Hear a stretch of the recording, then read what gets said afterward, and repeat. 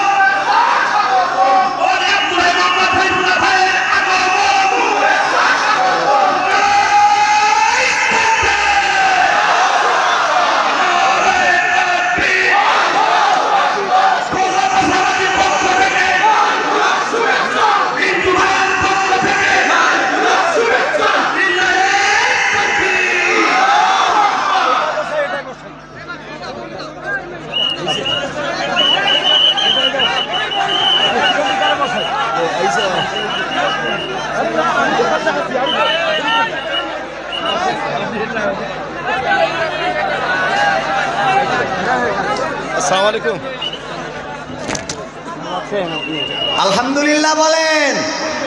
আজকের এই কোরআনের মাহফিল, এটা আলেমদের দলমত নির্বিশেষে এই এলাকার জনগণের জনপ্রতিনিধিদের একটা মিলন মেলা ঘটে যাচ্ছে, বলেন ঠিক কিনা? এই মিলন মেলা গোটা বাংলাদেশে প্রতিটা আনাচে কানাচে ছড়িয়ে পড়ুক, এটা কি চান? এটা চাইলে এই জাতীয় চেয়ারম্যানের দরকার আছে না নাই?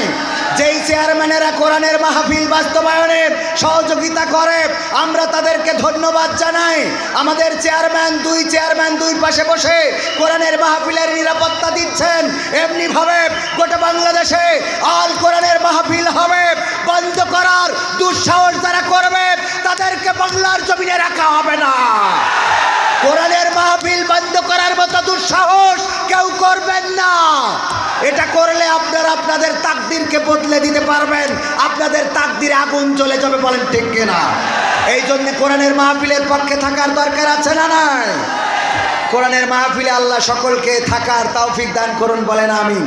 যেহেতু চেয়ারম্যানদের কাছে চাচ্ছিলাম, আমাদের মেহমান এসে গেছেন, চাওয়া পাওয়া বন্ধ, বাকি চাওয়া ওনারা চাবেন। আমি শুধু আইনুদ্দিন আল আজাদ রহমাতুল্লাহ আলাইহি, যিনি আমার অন্যতম উস্তাদ, আমি ওনার একটা গান অনেক সময় গেয়ে থাকি, কি হবে বেঁচে থেকে। আমি শায়েকের অনুমতি নিয়েছি, উনি গাওয়ার অনুমতি দিয়েছেন। এই গানটা শুনিয়ে আমি শায়েকের কাছে মাইক ছেড়ে দেব। রাগ হবে আপনাদের? আইনুদ্দিন আল আজাদ ভাই নাই, চলে গিয়েছেন পৃথিবী ছেড়ে। এক একদিন মঞ্চ মাতাতেন, মঞ্চ কাঁপাতেন, সেই আইনুদ্দিন আল আজাদ ভাই আজকে কবর দেশের বাসিন্দা হয়ে গেছেন, কিন্তু দেশের জন্যে, জাতির জন্যে যে গানগুলো লিখে গিয়েছেন সেই গানগুলো আইনুদ্দিন আল আজাদ ভাইয়ের কথা বলে। আমরা দোয়া করি আল্লাহ যেন আইনুদ্দিন আল আজাদ রহমাতুল্লাহ আলাইহিকে জান্নাতুল ফেরদাউস দান করেন, বলেন আমিন।